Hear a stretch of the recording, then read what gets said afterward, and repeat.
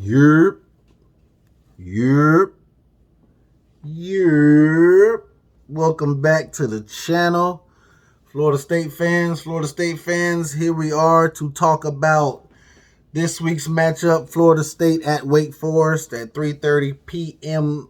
Eastern Time. Let's get right into it, y'all. Let's not waste no time. Let's get right into it. Let's go ahead and speak on Wake Forest for a little bit. We'll go ahead and talk about Wake Forest's stats to date compared to ours. As you know, FSU, our points per game average right now is 27.5 points. Wake Forest's is 42 points. Our points against is 30.5 points. Wake Forest's is 13 points. Our total yards is 386 yards a game. Wake Forest's is 382 yards a game. Our total yards allowed is 391 yards a game, and Wake Forest's is 304 yards a game. Let's start on offense with Wake Forest. On offense with Wake Forest, we'll talk about some strengths and weaknesses. The strengths for Wake Forest would be their quarterback play on offense, their wide receiver depth, and their offensive style. So Wake Forest runs this RPO on almost every single play. It's an RPO. What they do is they move to the line of scrimmage. They run plays fast, but they lure you to sleep while they're doing it. So they'll get to the line of scrimmage. They may run the ball 3 times in a row, RPO, 3 times in a row, read option, 3 times in a row, read option, 3 times in a row, read option. And then out of nowhere, bam, that quarterback pulls that ball out late, and he is looking for either a quick slant or he is looking for a slot receiver up the seams. But that's usually Wake Forest's game plan, and it's a weird offense because like I said, they move fast. They're trying to run 90 to 100 plays a game. They move fast. It's almost the same motion out of different formations where the quarterback is surveying the field as he's faking the handoff up the gut to the running back on the RPO.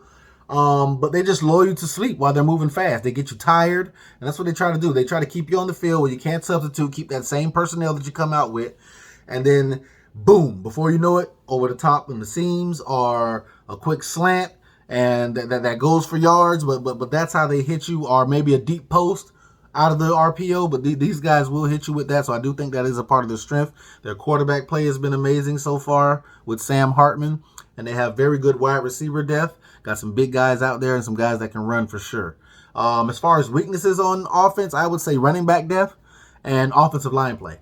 And the only reason I'm putting the offensive line play in here is because Wake Forest really hasn't played anybody yet. I think their 2 games have been against Old Dominion and Norfolk State. If I'm not mistaken, both of those teams are FCS schools. But hey, we can't complain. We just lost to a goddamn FCS school, Florida State fans. But I know, I'm sorry. Moment of silence. All right, I ain't crying. You crying? Stop cutting them damn onions in here. But yeah, let's get back to it, man. Offensive line play. I just haven't seen much out of the offensive line. I do know it is a fairly new unit, if I'm not mistaken, playing together. So we'll see how they mesh and do those things. Running back depth, don't really have much outside of Christian Bill Smith, but at running back, they may spar him a few times with a couple other guys, but those guys aren't as explosive and aren't as big of a threat as Christian Bill Smith would be at the starting point. Some key players for Wake Forest on offense. You got quarterback Sam Hartman. So far this year, he's 35 out of 52 for 67%, completing 67.3% of his passes for 432 yards, 4 touchdowns and an interception, and no interceptions. He hasn't really played much because they've jumped on top of their opponents very early, and he's been bought out in the end of games, but he does have pretty good numbers considering who he's played against. Running back Christian Bill Smith.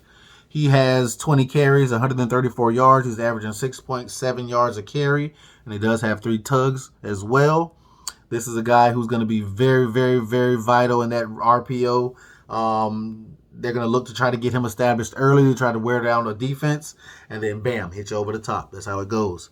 Wide receiver Roberson. He has 10 catches. He's the leading wide receiver with 10 catches, 143 yards. He's averaging 14.3 yards a catch and 2 touchdowns.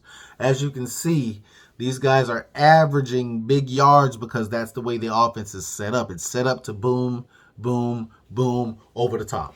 Boom, boom, boom, over the top. That's how they get it. Another wide receiver is A.T. Perry. A.T. Perry is 6'5", 206 pounds, big receiver, deep threat. You can tell by his stats so far between 2 games. He has 6 receptions for 100 yards, has 16.7 average per catch, and he has 1 touchdown to go along with that. So these guys do have some very, very, very viable options on offense. And I really do think these guys can pose a problem for us, especially with how undisciplined we've played and how badly we've played assignment football. We can't play bad assignment football against this type of offense because if we do, we're going to get blown out the water in Winston-Salem. Let's move on to defense. On defense, some strengths I've noticed so far just from watching a few highlights and films of Wake Forest would be their front 7 playing against the run defense. They've actually been very, very, very good against the run, shoring people up. I think they're only giving up 3.8 yards a carry against the run so far this year. So they've been doing a very good job at that. Their linebacker play. These guys, that is where the core of this defense is their linebacker play. They have some studs at linebacker, some guys who make a lot of tackles, who are always around the ball. So that is another big plus for them. As far as weaknesses on defense for Wake Forest, the pass rush. They only have 5 sacks against 2 FCS opponents in 2 games. Compared to us, Florida State, we have 9 sacks against Notre Dame and an FCS opponent. These guys only have 5 sacks against 2 inferior opponents. So that would be a weakness I would see. Hopefully that's a good thing for us Florida State fans, as we know our offensive line sometimes can't block nothing, ain't worth a plug nickel. So hopefully we can keep Milton, who I just found out is going to be starting the game, keep Milton, or if they throw Jordan Travis, either one of them, keep them upright and keep them in the pocket and not have them get happy feet and be able to develop something downfield. With that being said, let's move into some key players for Wake Forest on defense. You have D lineman Luigi Villain. He has 5 tackles, 1.5 for loss, and 1.5 sacks. You also have D lineman Jasheen Davis. He has 9 tackles, 2.5 for loss, 1.5 sacks. Linebacker Luke Masterson is the bread and butter, the heart and soul, the lava and rock of this defense. Luke Masterson, 13 tackles, a half a tackle for loss. This guy is the leading tackler. He is just all over the field. Followed by his running mate at linebacker, Ryan Schmenda Jr. with 11 tackles. He doesn't have any tackles for loss, but he does have 11 tackles, and he is the second leading tackler on this team. So their linebackers do really get after the ball. They do really make a lot of tackles for this team. You have the rover position played by Travion Red, and Travion Red has 3 tackles and 1 interception. Pretty mobile guy that can move around sideline to sideline. Wake Forest likes to use him in a lot of different positions. I think they, if I'm not mistaken, these guys run some sort of hybrid 3-3-5 or something like that. You do have cornerback Jasir Taylor. He has 6 tackles and an interception, and also cornerback and freshman Caden Carson, who has 2 tackles and an interception. Moving along. Let's go move to 3 keys to winning this game on offense for Florida State. 3 keys for us to win this game on offense. Number 1, we need wide receiver production. Wide receivers have to step up. Where have they been? I don't know. Where did my wide receivers go? I don't know. I don't know, man, but we need either Parchment. We need, I don't know if Ontario Wilson's healthy enough to be available, but if he is available, we need him. Parchment. We just need guys to step up at the wide receiver position, man. Like, oh my goodness. We really can't get anything going in the passing game because we can't get any separation. We can't get any shots downfield. When we do take shots downfield, guys aren't winning one-on-one battles. And this is just something that we need to work on. We haven't had a solid wide receiver group, like a solid wide receiver group since Kelvin Benjamin, Kenny Shaw, and Rashard Green were at Florida State, along with couple that with tight end Nick O'Leary. That was the last solid wide receiver group we've had. So in order for us to win, the first key to us winning this game on offense is going to be our wide receivers need to step up. The second key to winning this game on offense is we need to run the ball effectively, and if we can run the ball effectively, we need to run the ball more than we pass the ball. For some reason, we threw 36 passes last week, even though we were averaging 6.8 yards a carry. It just doesn't make sense to me. If I liken it back to my 49ers back in the NFC Championship 2 years ago when they played against the Packers and Jimmy Garoppolo only threw 8 passes because the Packers could not stop the running game whatsoever. If it happens, man, if you find that niche, man, and they can't stop it, keep running it, keep running it, keep running it. But yes, we need to run the ball effectively because that is our best thing that we have going right now is running the ball. So we need to get Jashawn Corbin, Treshawn Ward, Toa Philly, Williams. We need to get these guys the ball, get them behind those hog mollies, and let's move the chains. Keep the ball out of Wake Forest. Oh, goodness, I almost choked on a breath. But let's keep the ball out of Wake Forest's offense's hands. That is going to be our best bet to win this game. Number 3, and it's going to be one of my keys until I can see it. It's probably going to be one of my keys every week. I'm just letting you know until I can see it. But we have to give the quarterback some time to make reads, and we have to keep him upright. Our quarterback cannot be running back there with like a chicken with his head cut off for 12 games. We just can't do it. We just cannot do it, guys. The offensive line has to step up and has to step up big time in order for us to have any success on offense. It starts in the trenches and it ends in the trenches.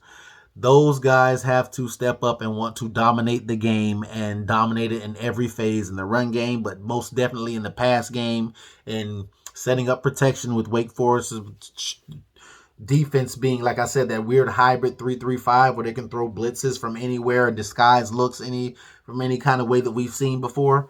We have to communicate and we have to give Milton time to make reads. As for the 3 keys to winning on defense for Florida State, we got to make effort plays, man. When I say effort plays, I mean we can't miss tackles in open space. We have to be able to pounce on turnovers, on balls. We have to be able to just make effort plays, man. I haven't seen last week. I didn't see any effort. I saw effort against Notre Dame. I didn't see any effort at all against Jacksonville State. It was almost as if we thought Jacksonville State was just going to here's your money. Now come in and lay down and let us win. That can't be it, man. It just cannot be it. We have to make an effort and win and have effort plays. Number 1. Number 2, against this offense, remember I said RPO, almost every play there's an RPO, and they move fast. These guys do not slow down. We have to play assignment football. We gave up a few touchdowns last week to Jacksonville State University because we did not play assignment football. There was one play where Jamie Robinson should have switched with Brownlee, and he didn't switch off, and that left a wide receiver wide open on a post route for a touchdown that brought it to 17-14. We have to play assignment football. Know your assignments, know your checks, know your keys, and play assignment football. We cannot get out of our gaps. We cannot. It's just, this Wake Forest offense scares me so much because I know how prone our defense is to making mistakes and forgetting assignments and stuff like that. So, number 2, play assignment football on defense. If we're going to have any chance of winning, we have to play assignment football. Number 3, make Sam the Mam quarterback for Wake Forest uncomfortable and create turnovers. So far, I think we've only created maybe 1 to 2 turnovers or 3 turnovers, something like that in 2 games. We have to create more turnovers. We have to create more turnovers. We have to get these guys uncomfortable, have them turn the ball over. And when they turn the ball over, that gives us better field position. With better field position, we can keep them back against the sticks and keep their offense off the field from tiring out our defense trying to run 90 plays a game. So we have to make the quarterback uncomfortable, get after him, sack him, get him to the floor, put some hits on him. I mean, we've hit the quarterback 9 times so far this season, so we're doing very well in that. So let's get to the quarterback, hit somebody, and make them uncomfortable and create those turnovers. And as far as 3 keys for Wake Forest to win this game, and this is just offense and defense put together for Wake Forest, because this is really in the Wake Forest video. This is a Florida State video. You know what I'm saying? Go State. But 3 keys for Wake Forest to win. They have to make FSU beat them through the air. They have to make us beat them through the air. They have to. If I was Wake Forest, I would cloud the box. And Mackenzie Milton and your offensive line, I would send pressure, and you guys are going to have to show me that you can win one-on-one situations on the outside. And I kind of feel like that's what Wake Forest is going to do, especially having the home field advantage. They are probably going to crowd the line of scrimmage and blitz like crazy and make Mackenzie Milton and the wide receivers make plays to beat them. And to be honest with you, I